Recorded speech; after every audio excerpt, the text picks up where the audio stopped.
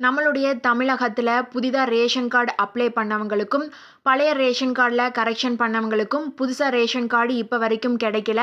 மகளிர் உரிமை தொகை வாங்கக்கூடாது அப்படிங்கிறதுக்காக தமிழக அரசு ரேஷன் கார்டு குடுக்கலையா? அப்படிங்கிற கேள்விய பாமக தலைவர் எழுப்பியிருக்காரு. அதாவது இந்த ரேஷன் கார்டு அடிப்படைய வச்சு தான் நெறைய மக்களுக்கு நெறைய சர்டிஃபிகேட் குடுத்துட்டு இருக்காங்க. ஏழை எளிய மக்களுக்கு கடந்த 1½ வருடமாக 3,00,000 ரேஷன் அட்டைதாரர்களுக்கு ஒப்புதல் வழங்கப்பட்டும், அவங்களுக்கான ரேஷன் கார்டுகள் குடுக்காம வச்சிருக்காங்க.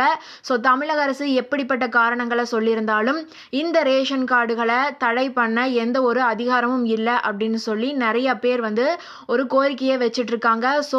ஏழை எளிய மக்களுக்கு அவங்களுடைய ரேஷன் கார்ட சீக்கிரமா கொண்டு போய் அவங்களுடைய வீடுகளுக்கே குடுக்கணும் அப்படின்னு சொல்லி தமிழக அரசுக்கு நெறைய பேர் கோரிக்கைகள வைத்திருக்காங்க. இந்த தகவல் உங்களுக்கு பயனுள்ளதா இருந்தா மறக்காம இந்த ஷார்ட்ட லைக்காவது பண்ணுங்க ப்ளீஸ். நன்றி.